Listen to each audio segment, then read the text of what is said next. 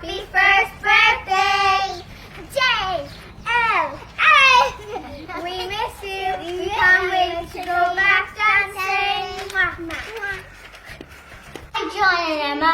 Happy first birthday. I miss you all. Happy first birthday, JLA. Happy first birthday, JLA. We can't wait to see what the next year has in store for us. Happy first birthday, JLA. Happy birthday, JLA. Happy birthday, JLA. Happy birthday, John Lonergan Academy. Happy 1 year anniversary, JLA. Here's to many more. Happy birthday! Happy first birthday to the best dancing school ever. I miss all my friends and John and Emma. Bye! Happy first birthday, JLA! Happy birthday, JLA.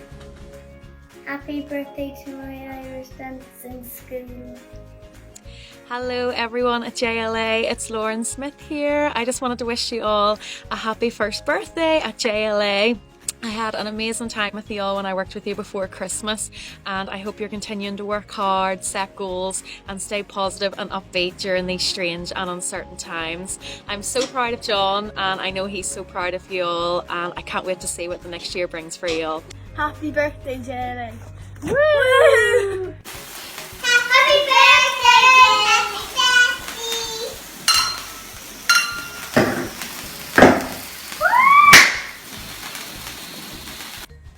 Happy birthday, JLA.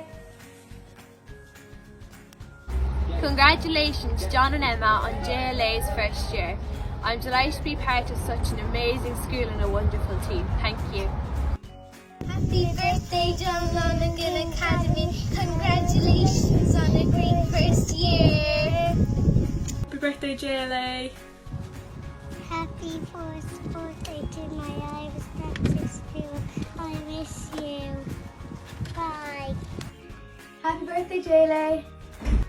Happy first birthday to everyone in the JLA. I really miss dancing. Bye. We just want to wish everyone at JLA a very happy birthday. Here's to many more and can't wait to be back in class. Happy birthday, JLA. Here's to many more years ahead. Happy birthday, JLA. It's been such a fantastic first year for everyone and I'm just so proud to be part of it all. John, I'm so proud of you. You've done amazing. You've just been the best. You're a great teacher and fantastic friend and I really appreciate everything you do. And Emma as well, like you do so much for everyone. You're always there for us all and it's just great, and again a fantastic friend. And yeah, I'm just so excited to see what the future holds for the school and for everyone involved. It's been the best year and I can't wait for so many more to come. Happy birthday, oh dear. Happy birthday, JLA! Happy first birthday, JLA. Happy birthday, JLA. Cogorgus and August John. Gur Malvin was up for over harmony in her fod. Please share out. Tommy Dick to New Gomorrah, Rain Public, Alcohol, Michaela. Tommy Don Rodulas of the Ring Corey, Denver, and JLA. See you soon. It's not a fun.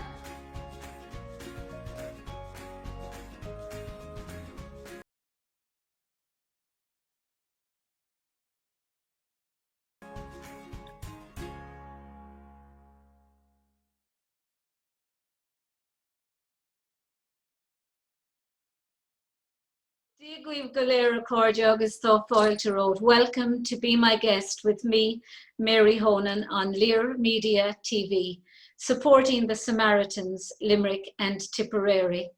And my very special guests today are John and John Lonergan. And John on my right is a 6 times World Irish Dancing Champion. And not to mention All Ireland's and every other major that you can think of. And on the left is his wonderful dad, the man behind the champion, if you like. Hello to the two of you. How are you? Hi, Mary. Grand, you're down there in Cork. We're surviving. We are sitting underneath the airport. We're just down the road from the airport. Okay, move a little bit closer there, John, just so that you're nearer the mic. Fantastic. So you're near the airport. I love your Christmas tree behind. Yeah, it's a ritual. Well, John himself done it this year. I was going to say it's a new design this year. We've had the same one for ages, so I said, look, I'm going to do it now, and we're going to see what way it goes, and it thankfully paid off. So I think it's nice. Do you take a photograph of it so that you know what it looks like every year? I did. I took it straight away because I was afraid in case my mother was going to change things around. So I said I better take it quick before anything was changed. That's John's lovely mom behind me there. Yeah. Yeah. There it is. We're trying to get every one of the photographs in, but okay, we're going to start with your dad first. What John is an only child, is he? Correct. Yes. Like myself, and you know, and so The he's best way, Mary. Pardon? The best way. The best way. You have total. You have their full attention. Obviously. Oh of my course. God, yes. And more, Mary, and more. So what was it like rearing John Lonergan, especially when he got into dancing, and how did he get into dancing? Well, it's amazing, Mary, that I don't know whether people know the story behind. We were 13 years waiting on John, right? I didn't know that. Yeah, I jumped to this now first and I go back then, right? And we had been through everything you could think of, and its father was what would you say, a very religious man, and he had gotten cancer and he got a remission. But when he got a remission, Annette became pregnant. So it was, wow. And John was born 2 months premature, and he was born on Good Friday night, Easter Saturday morning, right? Oh, the holiest days of the year. Yes. John. He was born 2 months premature, and it was fantastic because my father-in-law got to meet his first and only grandchild because he got very sick. If John had gone the full term, he would never have seen, his grandfather would never have seen him. But anyway, that was just a cut through to that. And then on John's 13th birthday, on the exact day he was born, he won his first world title. Oh my God, John. Say coincidences or whatever, you know, it was meant to be. I actually don't believe in coincidences. I think things happen for a reason. Exactly. I mean, I was 2 months premature as well, and an only Wow. child. Yeah. There you go. Yeah. Well, I was delivered 2 months premature. Yeah. Cesarean. But yeah. So but you have the. But John, what was it difficult being an only child? Were there times when you felt you'd have liked to have sisters and brothers, or is it only when you got older that you realized that you didn't have sisters and brothers? Were you happy with your life? I loved my life because, to be honest, everything I asked for I always got, and they know that. But I remember when I was probably about 7 or 8, I used to always be like, will I ever get a brother or sister? But thank God I didn't, because if I did, I can tell you right now, I would not have been Irish dancing. So it was a blessing in disguise, I think. And what made you decide? Was it John that wanted to dance, or was it you that wanted John to dance? You and your wife. We made a promise to ourselves, my wife Annette and myself, that because my father-in-law was a fierce Irishman, right, that we send John to the Gael School, and we got him into the Gael School in Taglip Nefa, and he was up there, and it was fantastic. It's a brilliant school, and he came home one day and he was out. They have to teach Irish dancing up there as part of the curriculum, and he came home one day and he said, I'd like to go to classes, Irish dancing classes after school. Now, I was working full time at the time. And when I came home, my God, my eyes lit up. I said, yes, because I loved Irish dancing. Like, you danced? I danced when I was young. You lovely feet. I was looking at your photographs and I was saying, you know, I can see the turned out feet. Oh, yeah, Nancy Attridge, God love her, she was our teacher. Nancy Attridge, yeah. Yeah, and I was delighted. And then he started dancing, and he was, I think they kind of went, he jumped very fast. Like within, I think he was 6.5, or 6 when he started. And at 6.5 under 7, he went down and won the Munster Championships. Wow. And he just went from, like we went to one fesh down in the old, the Arcadia in Cork. And that was my first That was his first fesh. And I just remember, I think we have a photograph, I think. And I just remember him, you know, he just looked the part from the very first day. But obviously he was so raw that it was very funny. He happened to be dancing with 3 of his class mates, and they all followed each other around the floor. One was looking at the other.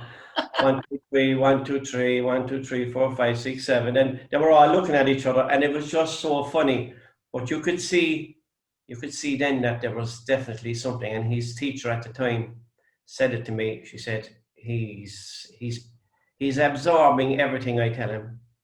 Yeah, it was just natural with him. Yeah, she told me one day that he went up on a Saturday morning and she started to give him the new stuff. And she said she'd teach him first the right leg, and she'd send him off over to the corner and she'd be teaching the rest of the class. And by the time she'd have them taught, he'd have the right and left leg done. Yeah. And he'd be looking for the next step. She said she just could not keep up with him. He just was absorbing everything. But do you think that John, has helped you as well? Irish dancing has helped you in your schooling as well, because it's instilled a sense of discipline in you that probably mightn't have been there if you hadn't been brought up at an early age with the discipline of learning your 1, 2, 3s, of taking correction. And 100%. I remember when I was probably in about maybe 4th or 5th class in primary school, I quit dancing because I went through a really rough period of being bullied as well. So I quit dancing for a year. And I remember the teachers at the end of the year, they had a parent-teacher meeting, and they said to my parents that my grades had actually went down. And it just happened to be the one year that I actually wasn't dancing. And they said it themselves. They were like, we need to try and get him back dancing, because it was putting everything together as a whole when I was dancing. It was like, my whole life clicked as one when I was happy and when I was dancing, and school reflected off that then as well. So I definitely 100%. Yeah, you were talking about bullying there. I only experienced bullying once, I can honestly say, and it was in secondary in school. And it was, I think 1st year, and 3 girls in my class. And and it was mostly around the fact I was an only child. Did you find that was, in general, that there was this perception that because you're an only child, 1, you're stuck up, or 2, you get everything you want, which isn't always the case, because sometimes it can be hard being an only child, because everything you do is under review. With all due respects, John Senior, everyone, you can't lie. You can't blame somebody else for breaking something. I know, it's always you. They know it's you, and they know when you come, when you go, who you're with, what time you're coming home. There's a lot expected of you as an only child that you might get away with if you had a sister or a brother. And people have that misconception about you, that everything is hunky-dory, and you're prime in some cases for bullying. Do you find that? Did you find that? I didn't really find it with the whole only child thing. It was primarily just because I danced. That was the only reason why people picked on me. I think it was because when I come back into class having won a Munster or won the All-Ireland or won a major, it was instant jelly to them, because I was getting time. I was getting attention from people who, like, from the whole school probably. The principal used to make a massive deal of me winning a award, like my picture was hung up on the wall, things like that. Right. So then everybody else, it was a case of, well, we're going to tear him down now because he doesn't deserve that time. That kind of with that. And it was literally only because of danced. Yeah, it's terrible. And it's one of the things I really admire about both the English and the Americans, is the fact, particularly the Americans, is the fact that they love to They love to praise people who are successful. They enjoy success, and they enjoy people coming from, say, rags to riches. Here in Ireland, I don't think we're very much like that. I think we kind of grudge people things. But that's what it was. It was primarily just because I was successful. If I was someone who wasn't successful, I don't think there would have been an issue at all. It probably wouldn't have even been brought up. You know, it's just because I was getting that extra bit of light that they probably weren't getting. And I suppose I was probably getting it from my parents, from all my family, from loads. That's it, you see. You were the center of everyone's world. You were the center of your parents' world, and you were successful. Sometimes it's difficult to achieve things in life because there's always the feeling or that there's somebody there wishing that you weren't as successful as you might be. Do you know? But you realized, John, at an early age, John Senior. Now I know exactly who you were talking about. It's amazing. There's a difference in the tone when people are talking to either of the two of us, and you know, it's over the years you get to pick it up. Yeah, really. You know? Like I can tell if my mother's talking to me or talking to Dad. Can you? Yeah, 100%. You know, my poor father was English, and he'd be trying to tell my mother something, and she'd say to me, "What did your father say?" She never understood him. The day they died, she never understood a word he said because he was really quiet. And she was partially deaf, and she'd say, "What did your father say?" So I'd have to be there, and they were both speaking English, but I'd have to tell my. That's it is. And she said, tell him, and he was there, you know, like, tell him, you know, like he was in another country. But you know, when you realize that John was going to be a champion, safe to say you had to you realized then that it was going to start getting serious and expensive, and maybe not as expensive for boys, but nowadays with the competitions and everything like that.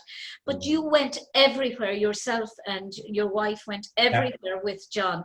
Yeah, we made the decision. You know, if we're in, let's go in all the way.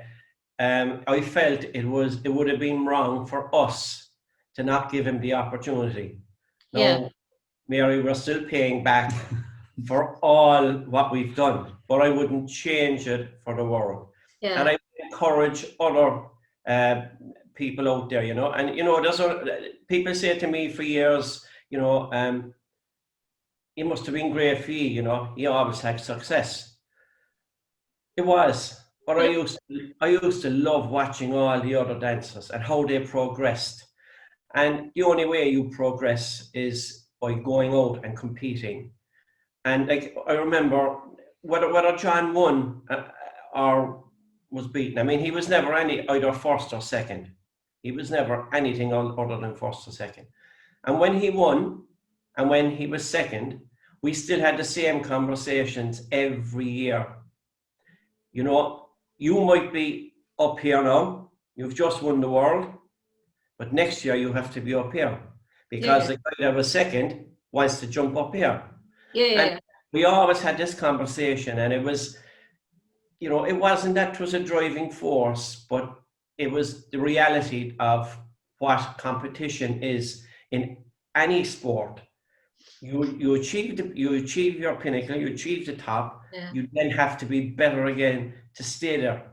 Yeah, it is a cliche, but it's a true one, you know, that you can get once you get to the top, it's staying there. It's difficult. It's very hard, and I mean, you know, look, as I said, I admired all the dancers down through the years, you know, that we watched, and if we always had encouragement for other dancers, and I'm sure those people will be listening to this, will remember talking to me and asking for advice and everything, and I would just tell them the same thing all the time: keep working, keep working, keep working.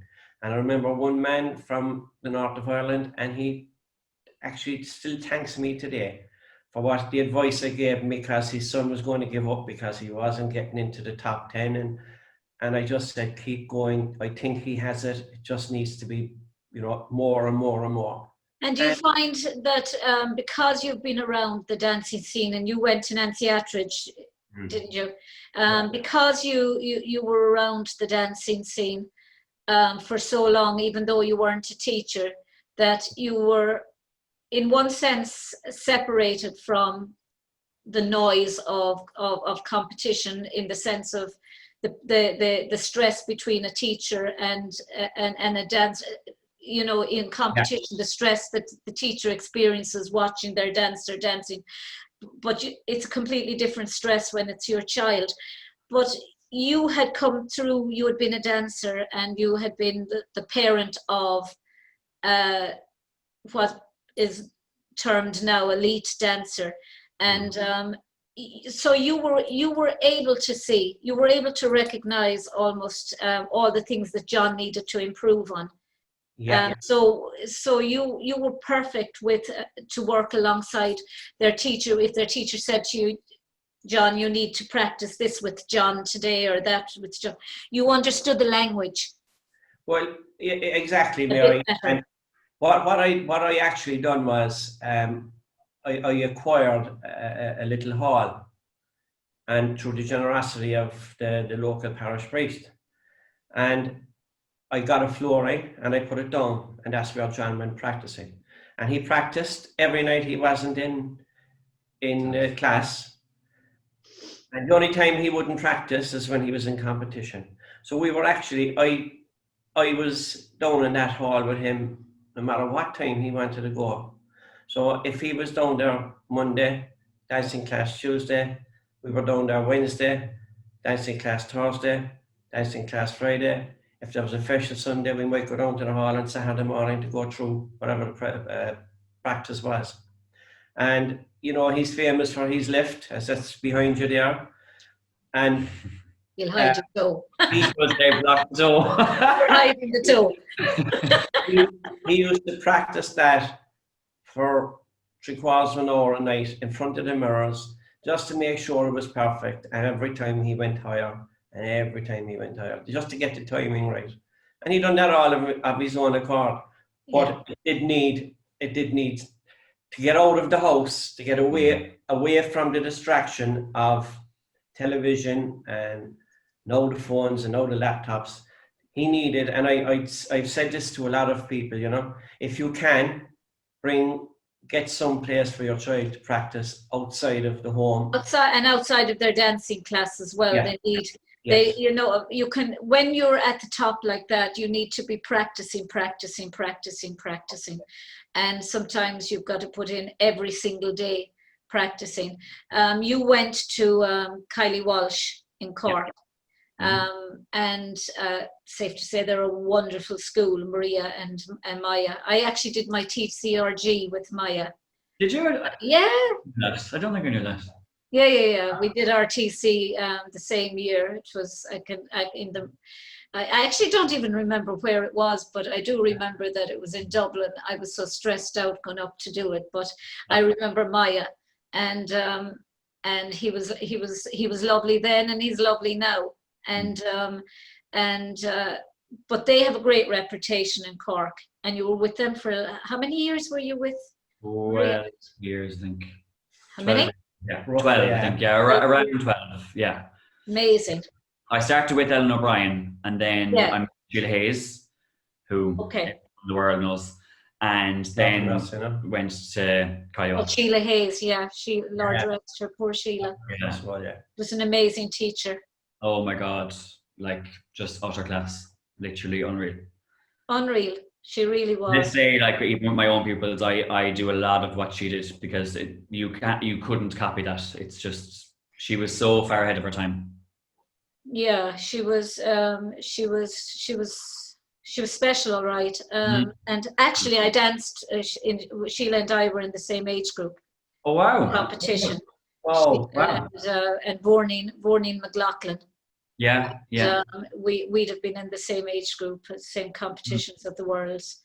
Celine Wiley was another. It's amazing the names that are starting to come back now. But it's funny. But so you were with Sheila, Lord rest her, and then you went to Kylie Walsh. Yeah. And then you did your TCRG. Yeah, so I did my TCRG with under Curly Walsh, and then I think I taught with them for maybe 2 or 3 years, I'd say. 2 years. And then that's when I parted ways, and I was made dance captain in Riverdance, and to be honest, it was just chaos. So I wouldn't have had time to be able to dabble between both. No. So it was better for everybody that, you know, I did kind of part ways there, because it was unfair to treat them badly either, as in to be kind of half in and half out. You know, Yes. And I always it's something that I suppose you have to be, especially at the level that, say, Kylie Walsh teaches or was teaching in Cork, and that, you know, that elite teachers are teaching at. You either have to be 100% in or 100% out. Yeah. And I would imagine Maya and Maria's work ethic there, I would imagine it's a 7-day a week. Oh, it is. Yeah, 100%. And, you know, I was the person doing the choreography there, so it was unfair on me to give something, walk away, and then not be seen for 6 months, and then go back in and no. That doesn't work. That whole frame doesn't work. So that's why, you know, it was easier. And I said that open-heartedly to Maria. I said, you know, obviously I hate having to say I have to part ways, but for the benefit of all of us, I think it would be better for me to do that, because it's unfair to kind of, as I said, you're either all in or that's it. You know, there's no kind of hard when that happens as well, though. You know, when you have to say goodbye to your pupil, especially when you have to say goodbye to your pupil because they're going off to a show, and because they've been with you for so long, and they've also been teaching in the class with you. I always found I always find saying goodbye to anybody, I find that very difficult. And I think it's going back to my childhood, when my dad would come home for a week on holidays, and he'd go back to England for another year, and I'd see him for a week every year. And I think I don't like saying goodbye because of that. I think it just goodbyes are awful. I don't like change. I like everything. I was traumatized. I was bawling and crying leaving, because it was the end of an era as well. It was all I knew. You know what I mean? So it was a massive step in my life as well to take that, because I suppose I had it great for so long. You know, I went away with Riverdance, and when I came home, I knew I had a teaching job. Whereas this was the first time that I was going away with Riverdance and didn't have anything to come back to. You know, I was left by myself, completely alone, as in teaching wise. You know what I mean? I didn't have a teaching job at that point, so it was a massive gamble for me to take too, you know, and I suppose it was a massive unknown, you know. But was it an obvious choice for you to become a TC? I can tell you right now, I can actually remember outside the side of our house over here, teaching all my friends 1, 2, 3s when I was about 7. I'll tell you a good story, Mary, and this is the truth, right? Lord have mercy, my next door neighbour, he was a coach of a famous Cork City, Corkabonians. And I even heard of them. Yeah, he was the trainer with us, and he lived next door to us. And when John wasn't only 7, so he was only after learning himself. And a lot of the kids in the street, obviously he had won the Munsters, so his name was up. And a lot of them decided to join the dancing school above with Eleanor. Yeah. But when they'd come back then, he'd be out the front teaching them dances at 7.5 years old. And I'd come home from work, and my neighbour would say to me, John, he was out there giving them all hell again today. Typical only child. 1, 2, 3, 1, 2, 3, here he was. And he said, the man used to love coming out watching it. He saw something in him even then. You know? Yeah. And I remember it was the tape. So I used to put the tape in and press play. Oh, it was God, that. yeah. You have to plug it into the plug inside the utility room, put it on full blast, then so we'd be able to hear it outside in the garden. Yeah. But did you ever want to be anything else other than a dancing teacher, John? Did you ever want to? Because I know you're a Gaeilgeoir. For those listening in America or England who don't know, that means you speak fluent Irish. I saw you. I was looking there about a week ago at you on Jig. Oh, yeah. I actually that still makes me go red. Between yourself and David Gainey now, you're shockingly impressive with the Irish. My mother was fluent Irish. Pat Barry here in the station, another Corkman, he was away to be a priest in Cork in a boarding school in Cork. And it was a boys' boarding school that most of them went into the priesthood from. Something Navarre, Carrick Navarre. Carrick Navarre, yes. Carrick Navarre. That's where he was. But so he's fluent Irish as well. And I was never fluent, and I admire. I'd say fluent, but it would take. I'd say I'd have to go back into an actual school environment for about 2 weeks for me to kind of get it back. I haven't used it. You know what I mean? But it's always in there. Certain days you can wake up. Do you ever think of doing the primary teaching? Sorry? Do you ever think of doing the primary teaching? No. I don't know why, because a lot of Irish dancers kind of do go down that route. But no, I think when it came to me being 17, 18, I don't think I was ready myself to be able to go outside of Cork. And obviously you have to go to Mary I for that. Now I know that there's back doors in places now, but at that time you had to go to Mary I, and it just wasn't even an option for me. I was still competing, so didn't want to leave Carly Walsh. You just didn't want to leave the mammy and daddy. Well, that's Why true. would you? Life. It's the same, Mary. Huh? It's still the same. He still doesn't mind to leave. Sure. And we're trying to push him out, and he won't go. I think my parents had to die for me to leave. It's an awful thing to say because they died within a few months of each other, and I was living with them until they died. So I'd still be with them. I'm still in their house, so I don't like change. Huh? There's nothing wrong with that at all. No, I didn't. Life was too easy, for God's sake. I didn't have to do a thing. That's probably the majority of it, to be honest. I think that the fright of me going away, having to do my own washing or cooking and everything was... Oh, John, it was the most horrific thing ever.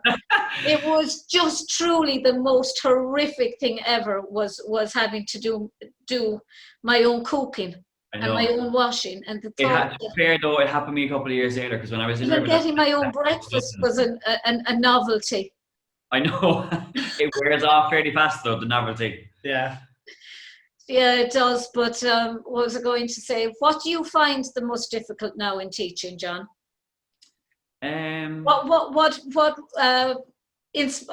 you actually became a teacher, what did you realize about teaching that you thought, oh God, I never actually realized it was going to be this difficult, or it was going to be this? But to be honest, I didn't kind of learn a lot until I actually opened up my own school. Yeah. Because I didn't have to deal with parents with other classes I was in. I didn't have to deal with all the admin work. I didn't have to deal with entries for competitions. Like, there was a lot of things that I think I just kind of took for granted that people had just done behind the scenes. Yeah. That I wouldn't have had to do. So when I suppose my school is still fairly raw, it's still only a year and a half old. So, going back probably 6 or 7 months ago when I was having to enter kids in for the All-Ireland Championships and the Munsters, whatever, that was still all new. And, I was there nearly triple checking everything to make sure it was 100% right, because it's just something that was still so raw. So that's definitely, I would say, and not in a bad way, but I feel like dealing with parents and dealing with that side is the most difficult part for me.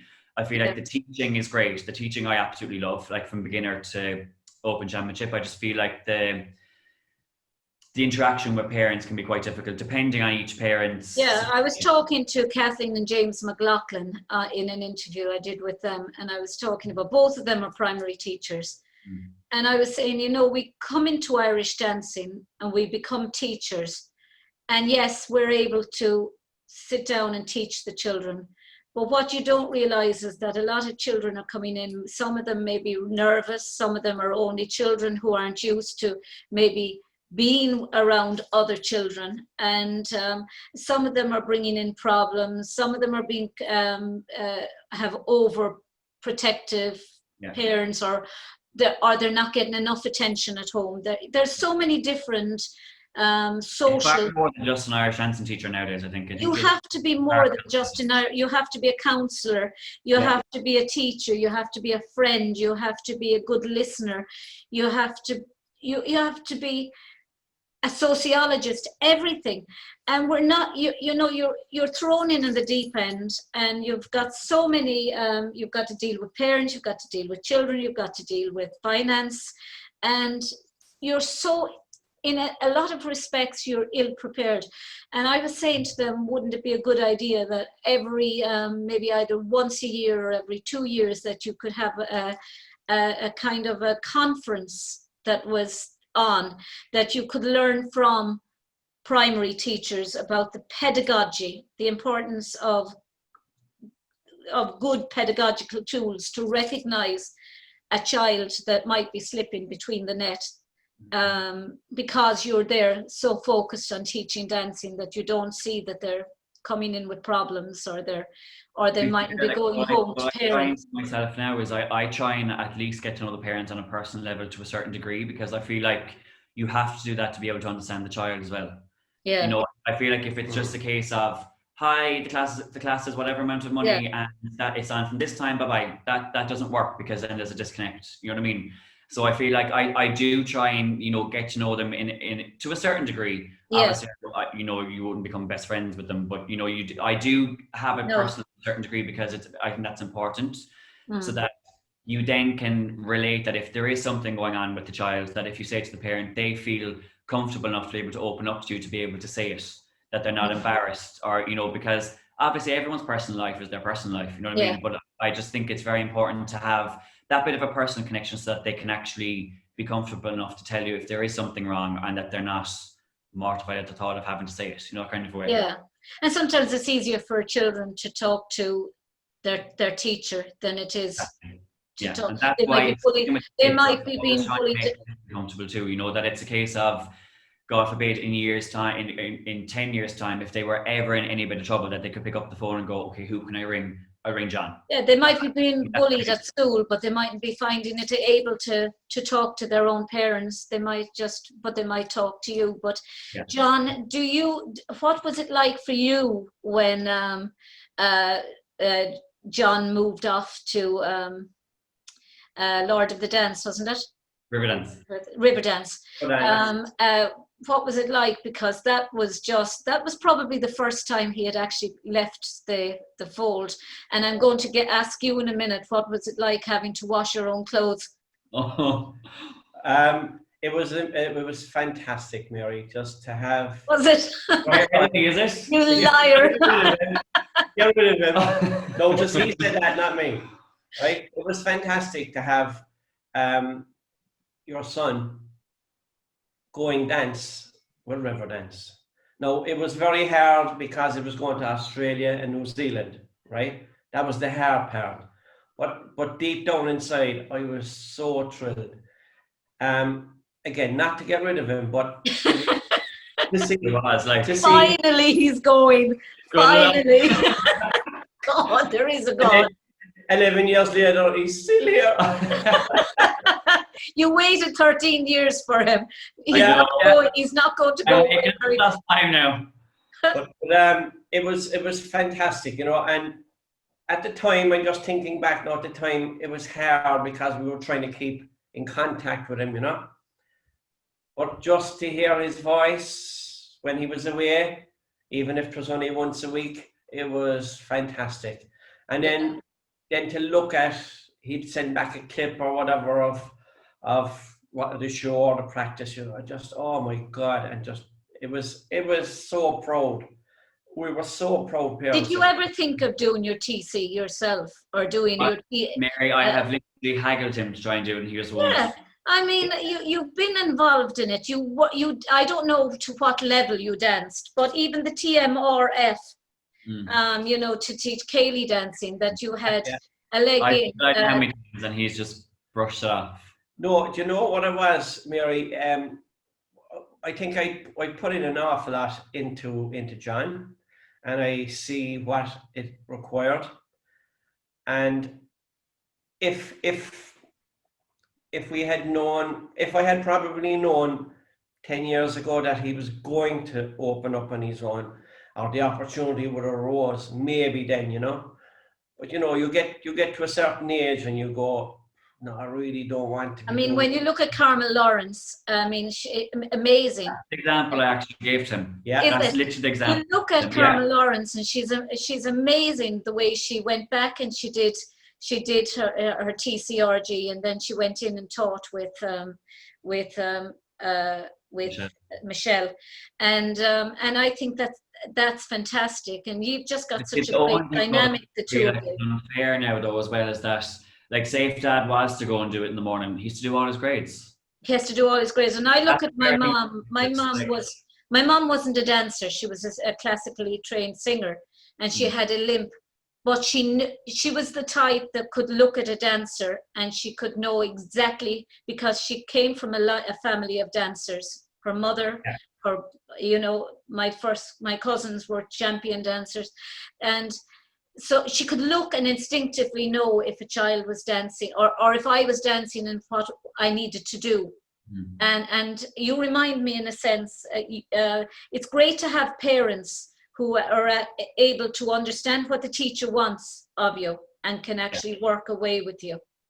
And I mean, even Michael Donlan, Carrie Donlan, I mean, she always helped out with the class. And she's not a teacher, but she always helped Michael out. And they always had that great dynamic as well. Yeah, I did think about it, Mary, honestly, I did. But there was a lot of things going on with other things in the water charges and all that. I know, we're going to get to that. We're going to get, I had photographs up of you actually at the Irish water protests. Yeah. But that was going on, and I was so incensed by what the government were doing to people and what they wanted to do that took over my life for the last 10 years, really. Would you consider yourself a socialist? No, it's a word. I had considered. Can I just ask you why, when you said no there? Because I would consider, I would have socialist values in the sense that I believe everyone has a right to a decent living and a decent, now some will say everyone needs to work for their living, but not everyone is fortunate enough to have a job or have an education to have a job that will pay them a decent wage. But I believe everyone should have a decent minimum and a living wage. And if that makes me a socialist, then I have socialist values. But I always say Christ was the greatest socialist, because the loaves and fishes were the example where he just took 4 loaves and 4 fishes and he divided them up equally between everybody. Do you know, I mean, socialism seems to have a bad name. Yeah. And the reason, sorry Mary, the reason I don't like it is that there's a party, the Socialist Party. Oh yeah, I know. And they infiltrated the whole water protest. And the austerity alliance. Yes. Whatever they're called now, right? I mean, they have changed their name so many times. Their name has changed now again. Yeah, they're Solidarity, Solidarity, people before profit. Yeah, it's just, and always long names. It turned me off of the political side, because I was asked by my own group to stand in local and the general elections. And I just knew that if I was sitting opposite any of those guys, I would be dead by now. I'd have had a heart attack. I would have been arrested, because their values were different to mine. Even though we were fighting the same cause, they wanted to take it off on a different... Two left. Yeah, they wanted to take it off on their own agenda.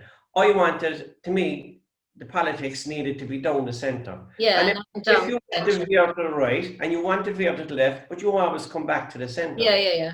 Because you know yourself in Irish dancing and anything, it's about the core. Yeah. About the core, right? And I believe that... That's absolutely right. It's like a tree, unless it's got a good root. Unless it's got a good root, and you have. I mean, the branches go in all directions, but the root is still. And that was my belief, and people were trying to influence me to go this way and to go that way, and I just went, no, I cannot. I had to stick by my principles. Would you not have gone independent? That's what we were going to do. But then, again, the usual thing, money takes over. Yeah, I know. I was going independent here in Limerick, and I pulled out because my PhD was around the same time, and yeah, I'd agreed kind of without even thinking, and I was independent, but you know, it's just. I remember. Well, I was on the Irish water protests as well. Yeah. I remember reading about. Oh, John. I remember reading about it, that you were going to stand and everything, and again, all the guys here wanted me to do it, and I just felt that all I'd have been, and look, I'm not political at all, not in the least bit. Even the interviews here, I try to avoid political interviews. Yeah, I agree. Pat's very political, so he does the political interviews. But I'd be very social conscious. Yeah, what annoyed me was I own my property. I'm working since I was 13 and a half years of age, and I worked all my life. I was very seldom unemployed, and until 2008, 2009, when I lost my job, and I lose my job and my livelihood, and they take a property tax off me. It's criminal. It's criminal. It'll never be taken back. So no matter what happens you in your life, your house will never be your own, because the government know. But they had sworn, yes, barefaced, that they were never going to take. They were never going to take from the family home, and the family home should never have been affected. Yes, if you had an extra house, or you had 2 or 3 or 4 properties. Yes. But never, the family home should never have been touched. And it'll never go away now. It's like what happened in England. It's going to stay no matter what you do. And what happened was they went in, they gave it to revenue to collect it, and that frightened everybody, and that stopped everybody. And then the water charge came in, and then we just... Yeah, I thought the water charge was just a step way too far. Yeah. I mean, I was thinking there's children going to school with 5 and 6 in the family, 7, and unemployed parents, and they'll be hardly washed because of this water, watching how much water they spend or they use, and it'll go back to the 40s and 30s, 40s here in Ireland. That's what incensed me and our group. It was what we would have been paying, and we were telling people in 2009, 2010, I mean, there's photographs and videos of me in Patrick Street telling people you'll be paying up to €1,000 a year. This is ever before they decided to put in the meter. Yeah.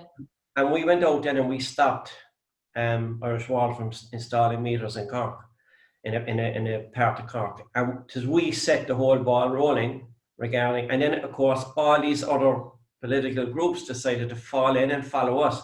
But none of them would go out and stop the actual meter installation. Yeah. And that's what, I think that's what made us so popular. Yeah. I mean, we had a march in Cork on the most horrible day in November. It rained from 8 o'clock in the morning, and we had the march at 2. And I remember we were in there at 9:30, 10 o'clock setting up, and we were soaked. And I remember I was up on the stage waiting to do my introductions, and the march was to start at 2. I think there was 50 people there. And we were just saying to ourselves, you know, is this really worth it? And I turned around to talk to somebody, and when I turned back, suddenly there was 400 people there. And people were coming from every part. And we reckon... I was at the one in Dublin. 30,000 people marched in Cork on that day. There was never a march like it before, and there'll never be a march like it again. Yeah. The end of the march was leaving the fountain in the Grand Parade, and the front of the march was coming around the corner of Patrick Street onto the Grand Parade. It was that long. It was amazing, and But it's great to be part of that as well, and to feel that you were instrumental in making that happen. I mean, Mary, look what people would have been paying for water if we didn't do what we done. Yeah. Yeah, I mean, I never went out and protested anything. I've always paid. Yeah. Well, I never had to pay a bill when my parents were alive. I just handed my wages up. Didn't even know. I didn't even know where the ESB or the gas company was or what they were. So it was just like mom was diagnosed 4 days after dad died. So it was just like you can imagine, John, what it was like. You know, 1 minute there's 3 of you, and the next minute, you know, you're on your own.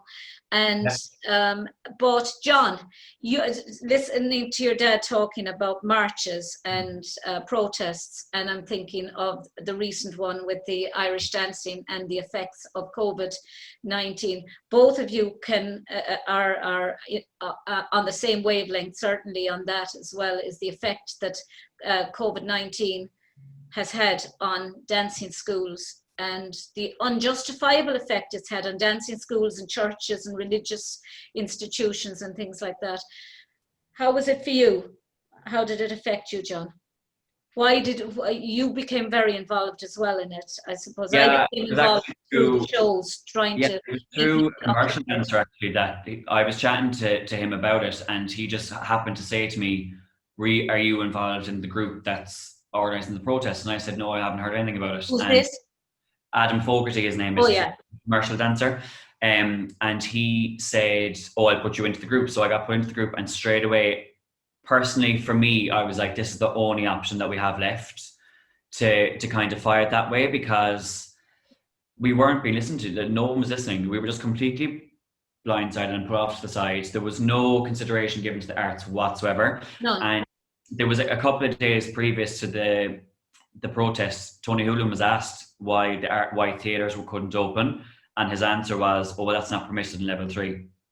But that was clearly stated when they gave the restriction, so we knew that. So that just kind of screamed to all of us that it wasn't even spoken about. Like, the art sector in general wasn't even spoken about, which then I think made everyone so angry that they were just like, okay, we're going to go and protest. It's going to be silent. It's not going to be anything vicious. You know what I mean? Just hold signs, stand there, and prove our point that, you know, there's more than just a few people who are dancers here or singers or drama. And it's more than just the arts, if you like. It's more than just the physicality of being an artist or being a dancer or being a musician or a singer or a painter or whatever. It's about being involved with others, getting out of the house, remaining fit. It's about the mental aspect. It's logical. I mean, why we were so annoyed is because there was other activities allowed to go ahead, and we weren't. Absolutely. And other activities that are probably more dangerous than what Irish dancing would be. So, you know, for us to sit back and allow that happen is so wrong of us as teachers, because at the end of the day, it's my livelihood. My livelihood was taken away since March. You know what I mean? So it's a case of, if we don't speak now, then it could be a case of we will not see any of our dancers again until March, and even at that, if they come back. Because a lot of people are probably realising now how much money they've saved by not going to dancing classes. But then it's also a case of their child probably isn't as happy. You know what I mean? And I mean, mental health issues are very, very important. And I think, you know, dancers, for many of us who have been involved in dancing, especially children who are on their own all the time and are suddenly thrust back into their homes, and the novelty wears off after a while, and you want to be around your friends. Like when it did go down to level 2 at that point, you know, we were allowed to go back for those couple of weeks in between. Yeah. And when I went back, I said the first week it was actually tough to get everybody in, because the parents were saying to me, we want to send them, but the child themselves will not leave their room. They're too afraid to come outside the house. It's horrific what's done. It's all mental. It's mental abuse, in my view. 100%. They gave no consideration to the children's mental health, the mental health of the parents as well. Because remember, the parents now have the children 24/7. And if you have a mentally disabled child or a physically disabled child who normally goes out to respite during the day, you're with that child. And as much as you love your child with all your heart, there are times when you also need to Everybody that needs release, Mary. separation time as well. Everybody needs release. Yeah. Everyone, you know, every machine that was ever made has got a release valve, right? So a human being is the very same. We all need the release valve. Yeah. Whether it be you go to the pub and get drunk, whether you go to watch a ballet, whether you go and compete in Irish dancing, whether you... Everyone needs their downtime. Everyone needs the downtime and the release valve. Otherwise, your brain is just going to, you know, I mean, even when you're studying, they tell you to go out and go for a walk, study for maybe an hour. That's an example. I always try and say to any dancer that comes through my door, if you're going to do your junior cert and your leaving cert, you need to dance as well. Because it's the like I want world my junior cert year and my leaving cert year. Like people think it's rocket science that I can't do both. Yes, you can. You absolutely can. Do both. The endorphins that I have my leaving cert. I'm like, now you're being lazy. That's not a valid excuse in my world at all. I'm sorry. That's not. If you have correct time management and discipline yourself in every single. No, I agree with you, John. I agree with you. I think the one thing that makes Irish dancers or any form of dancers succeed in academia or in school is the fact that they have pushed themselves in dancing. They've taken correction. They've learned to do it again. That was rubbish. Do it again. So they haven't been precious about themselves, and they know that, okay, that wasn't great. I'll do it again. And my teacher said, I'm after getting a big line through the page. That's no different from my teacher in dancing class telling me, yeah, that was rubbish. That's why I always reference back to, you know, if kids get upset if I'm after giving out to them, I'm like, guys, I'm not giving out to you personally. I'm giving out your legs to be better, and because I want you to be better. And what I try to always make them understand is that this is life. Life is not easy. You know what I mean? I mean, when I was below in Kylie Walsh, there was how many nights I used to come out bawling and crying, and it wasn't because of what was said to me. It's because I was so frustrated in myself that I wasn't what I wanted to be or what I thought was good. You know what I mean? He wasn't 100% perfect, Mary. He was only, yeah, but I was actually talking about that the other day, the pressures that children can put on themselves. And you know, you could blame a parent, you could say the parent has put the pressures on them. Not always the case. I mean, in many cases, children put pressures on themselves. They have unexpected or unrealistic expectations sometimes, and then then others they know they can be better. And I would prefer that though than to be a case of like, oh, I can't do it, or it's kind of like you're mollycoddling them.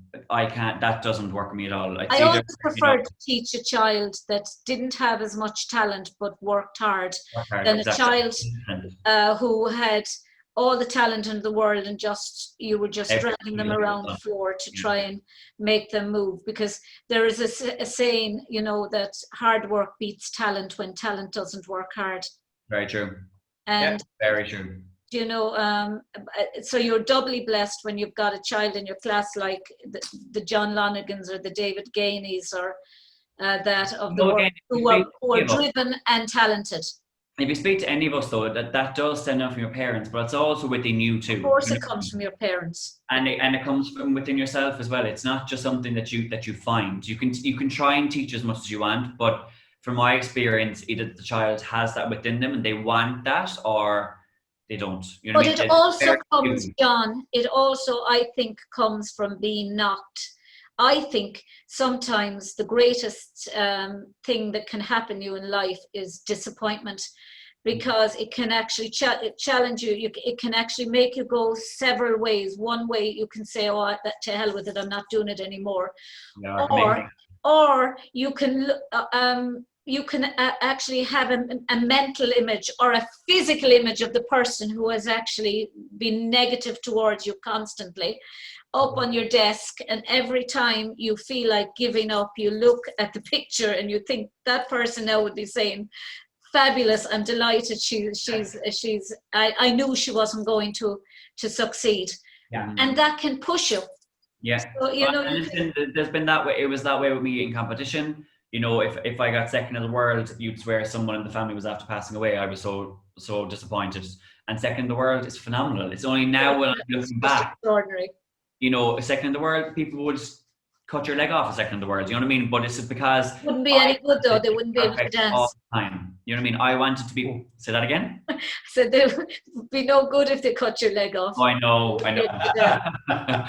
You know, I wanted to be the best version of myself all the time. So for me, if I got second, I let myself down and I let my parents. I put all that on myself. You know what I mean? And it wasn't that second was a bad place. Do you think that? Do you think it's back again to? Do you think a lot of it is to do with the fact that you are the only child, that you are the center of their universe, and that you know that their whole world revolves around you? They've put every penny they've had into you, costumes, dancing classes, renting halls out, bringing you to fashion, and you feel that my job now is to go up and win, and when you don't. I never felt that pressure because of all that. And to be fair, Mum and Dad never put that pressure on me either. No, they wouldn't. But would you have put it on yourself because you felt innately, I have to? This is my job now. Is to.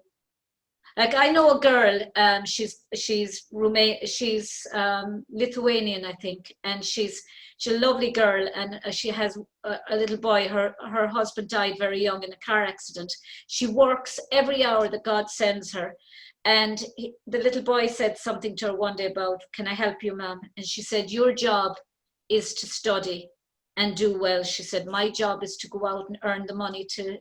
He's her only child. My job, and I felt so sad when she said it to me, the way she said it. I could go out and I work 7 days a week, 12 hours a day, and your job is to go to school and do well. And you know, and what did you feel that it was your job to do well because your parents had worked so hard for you? You know. Well, yes, in a way, I suppose, because I knew that they had sacrificed so much. I mean, that first life was non-existent back here because it was every weekend. It was with me at a dance competition, and you know, so yes, from that aspect. That's the way it was with me. I always felt I'd never wanted to disappoint. But also it was a case of I felt like, especially in the older years, because I had gone on such a journey of becoming this John Lonergan that. In my head doesn't exist, but to other people that might have viewed it that way, then if I didn't win, I was letting that down. I was my brand down, that kind of a way. So that's where I kind of felt pressure more so than anything else. Was that, you know, if I got second, what my worry straight away would be, oh God, the whole world's going to be talking about that now. You know. Are you glad now, John, that you sent him to Irish dancing instead of hurling? Or GA. I tell you, no. It was, well, I'm telling you one thing. If it was hurling anyway, he tried 2 or 3 other sports, right, and nothing. It was always back to Irish dancing. It was like it was meant to be, Mary. You know, and you know, going back to your last question, John, there regarding the pressure, right, and maybe other people had different opinions of me and my wife or whatever, but we never.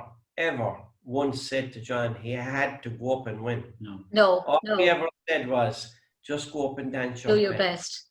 The last thing Dad would ever say to me before I used to go up and dance before every round, put on a show.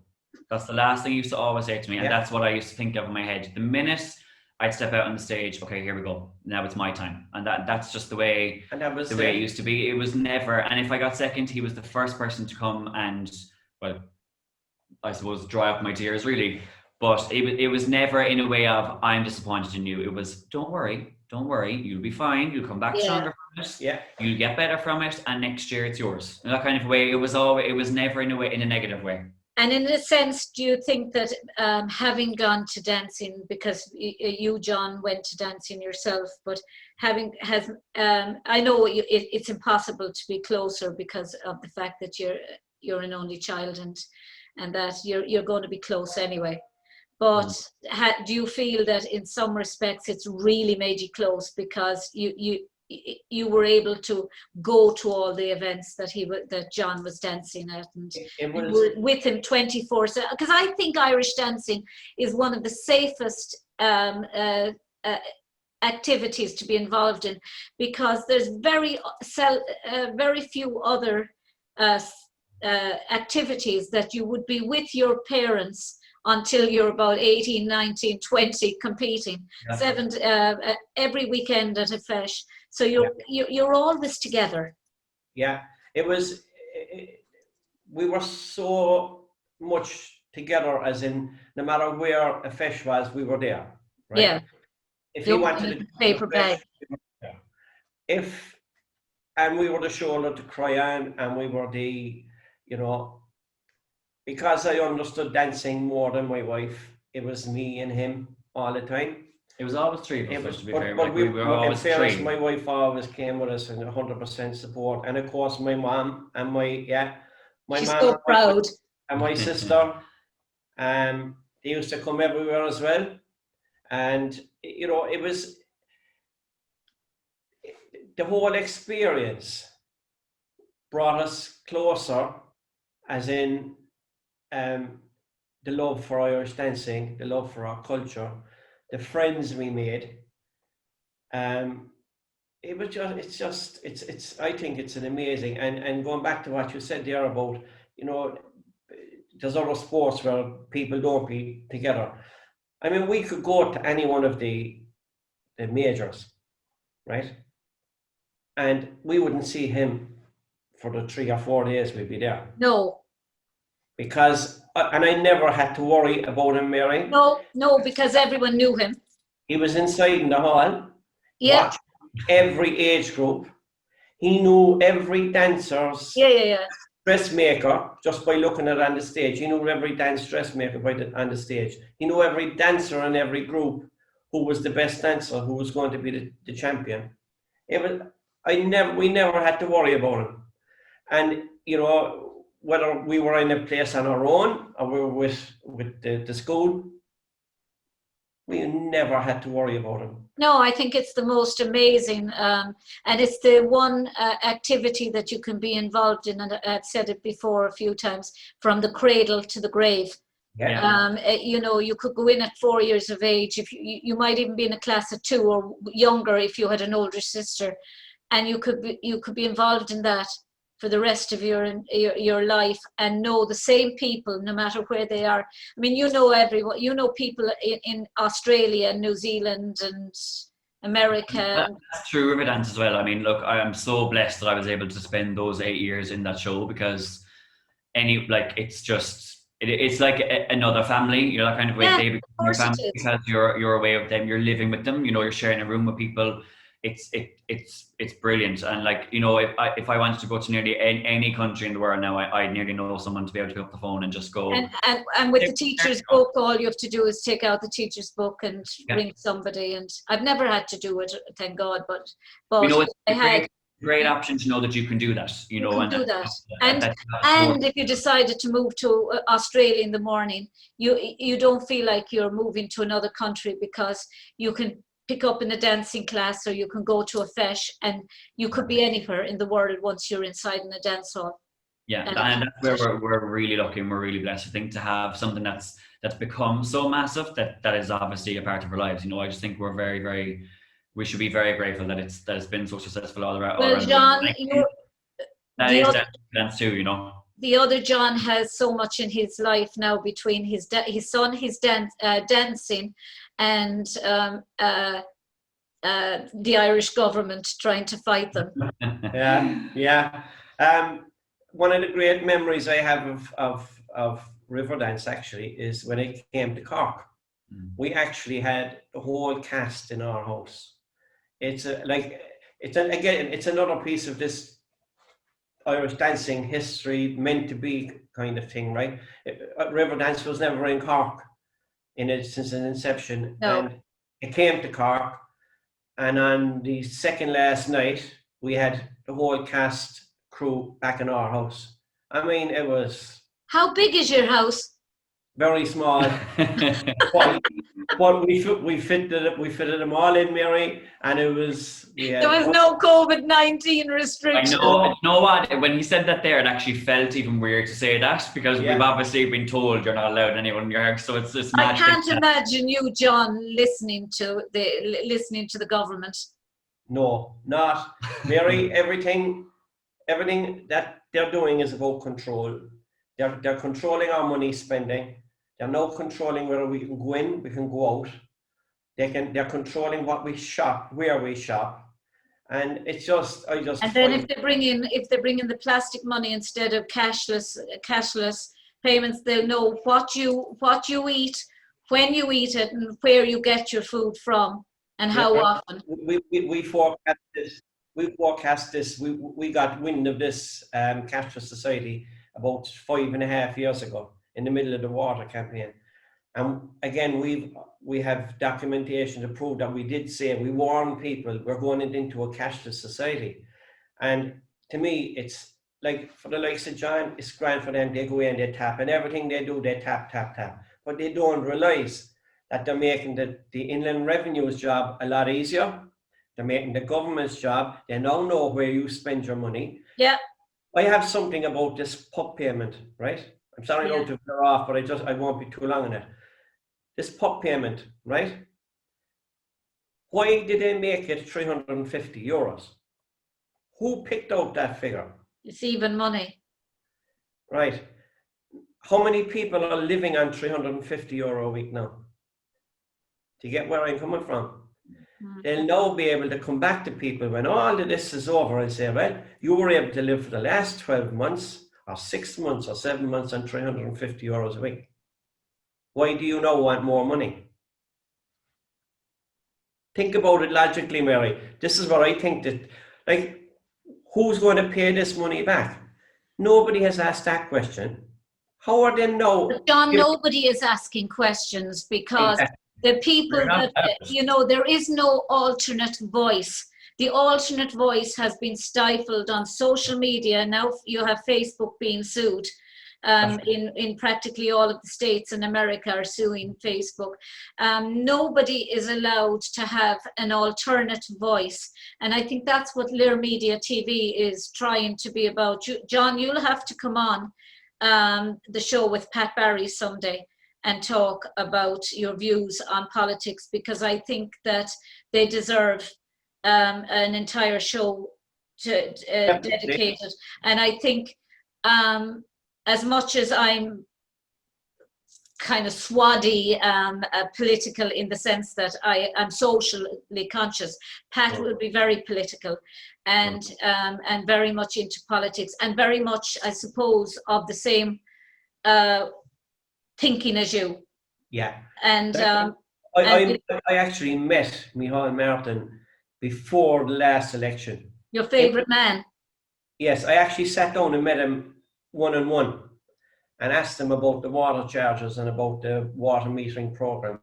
And he threw his manifesto across the table at me, and he told me, guaranteed me, that they were not moving from this, that they would abolish Irish water and they would abolish the charges. Did you believe him? No. But because he sat across from me and told me exactly that this is what he was sticking with, I kind of was 50-50. But at the time, I just don't trust him. Hopeful. But within 3 months, he had, and every time anyone asked me about Micheál Martin, I'd say he's nothing but a liar. And he can try and sue me if he wants. I have the proof. I have the proof that what he said to me, and I can call him a liar to his face. And I've been outside his office. I'm sure you could pick up things of me making statements about him. No one has come back to me, but they're going to catch me somewhere down the line, Mary. Because I'm not. Lir Media TV. Come here, listen. No, seriously. Well, I'll be on to you within the next week or two, and you can come on and talk to Pat Barry, and you'll have free rein to express your Your He'll be allowed to have free rein in because I'm not here. He knows now he's to kind of keep it reined in because I'm here. I'm never there when I'm never in the room when Pat Barry is doing his shows. Otherwise, I'd be kind of stressing out. I'd be saying, I'd be a little bit more politically correct. There's ways of asking questions, but Pat doesn't bother with that. It must be a Cork thing. It is. Yeah, definitely. He's from Mallow. You're from Cork City.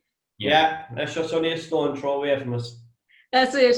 But the two Johns, thank you both very much for being my guest today on Limerick Media TV and Be My Guest show. Thank you, Mary. And it was great to see you again. And great to see you too. And I'm just the tree is still standing, John. I know. It better stay that way now. It hasn't moved. It's not going near us. It hasn't moved, and I'm mightily impressed. And I have it on screen anyway, if you want to see what it looks like next year for it to replicate. Perfect. Sorted. God bless. Thanks a million. Thanks a million. Bye. God bless. Bye-bye. Bye-bye. Yeah! Woo!